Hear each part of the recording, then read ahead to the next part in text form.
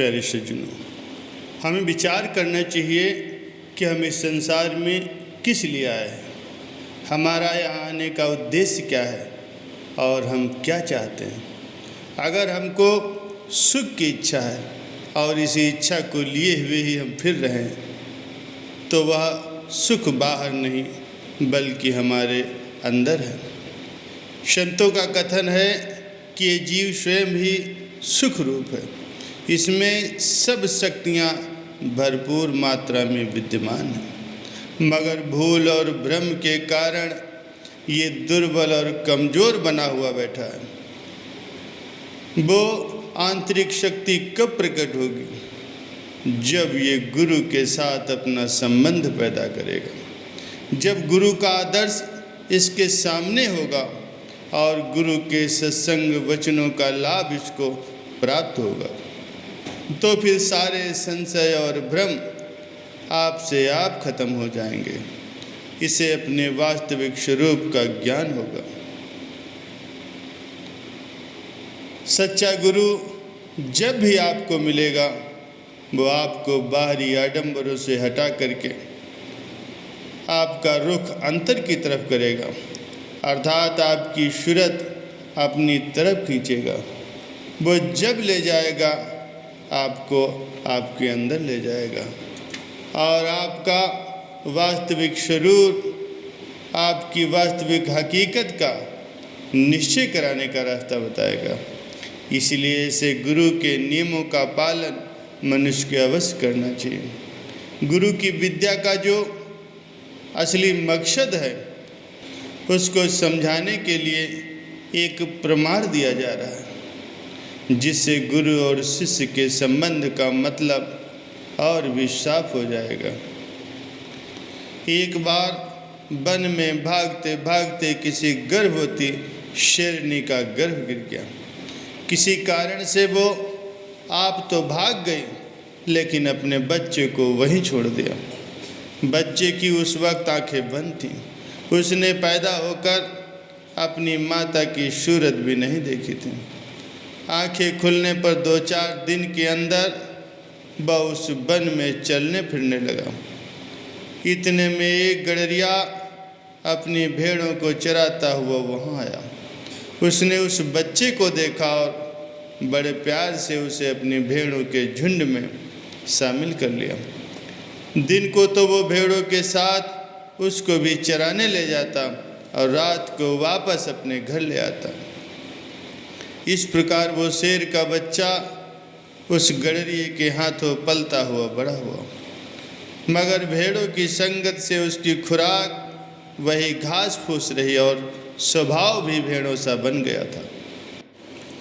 एक बार की बात है, उस वन में कोई दूसरा शेर आ निकला। उसने देखा कि ये शेर है और भेड़ों के साथ मिलकर घास फूस खाता हुआ फिर रहा है।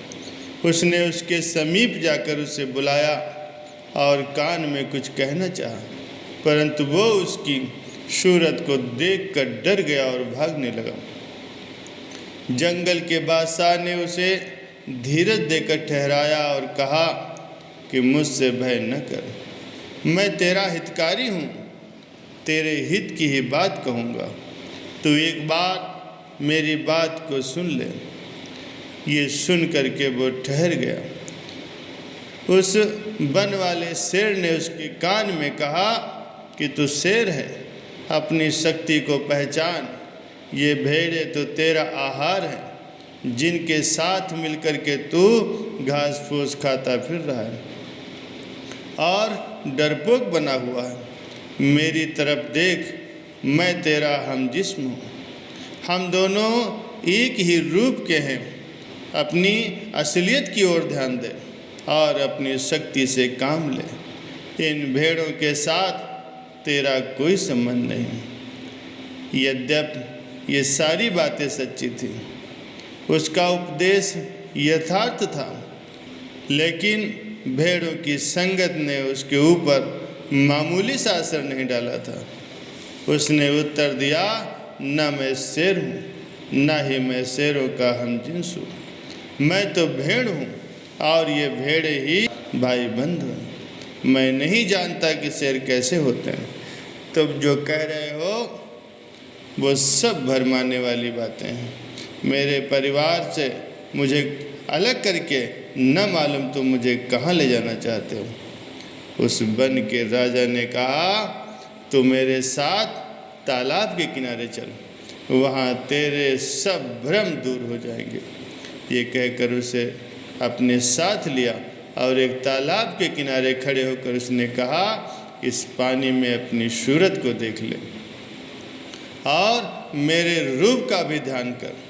तेरे और मेरे में कोई अंतर नहीं है। जब उसने नीचे पानी की ओर से झुका करके देखा तो बिल्कुल ही दोनों सूरतें एक बराबर नजर आई। देखते ही देखते सारे भ्रम दूर हो गए और उसने अपने आप को शेर समझकर गर्जना की। शक्ति तो उसके अंदर पहले से ही मौजूद थी, केवल भ्रम के कारण उसका ज्ञान नहीं था। लेकिन जब दूसरे शेर का मिलाप हुआ तो उसने युक्ति के द्वारा निश्चित करा दिया कि वो सचमुच ही शेर का बच्चा है। केवल अज्ञान और भ्रम के कारण अपने आप को वो भूला हुआ था। भूलते भूलते भूल ऐसी पड़ी कि अपना रूप नहीं नेक जाना। ज्ञान विचार विवेक बिन भूलिया, सिंह का रूप ले भेड़ जाना। मेरी माता पिता, ये गुरु की विद्या का असली उद्देश्य है। ईश्वर के चाहने वाले ईश्वर की तलाश में दिन रात घूमते रहते हैं। कभी वो वनों में जाते हैं, कभी पहाड़ों पर जाके बैठते हैं, कभी पुस्तकों के अंदर ढूंढते हैं, कभी ठंडे पानी में गोता लगाते हैं। अपने अपने विचारों निश्चय के अनुसार वे सब भले ही ठीक रास्ते पर हो, इसमें कोई एतराज़ की बात नहीं है।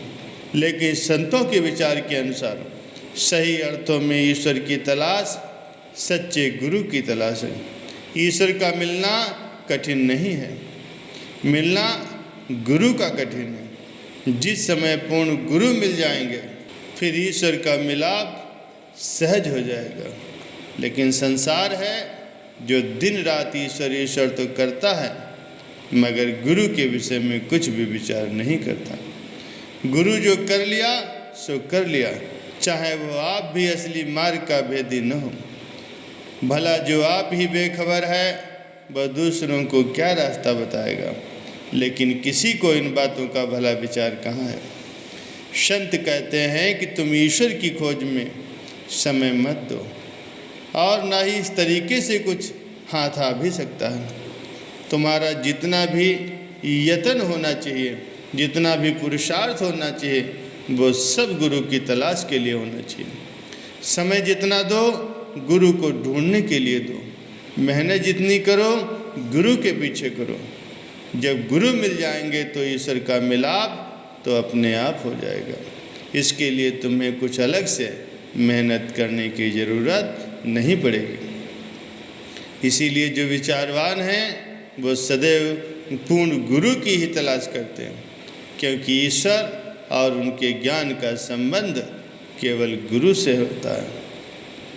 नाम भक्ति प्रेम आदि ये सब कुछ गुरु की कृपा से ही प्राप्त होता है। बिना पूर्ण गुरु की सहायता के इन सब चीज़ों की प्राप्ति बहुत मुश्किल है।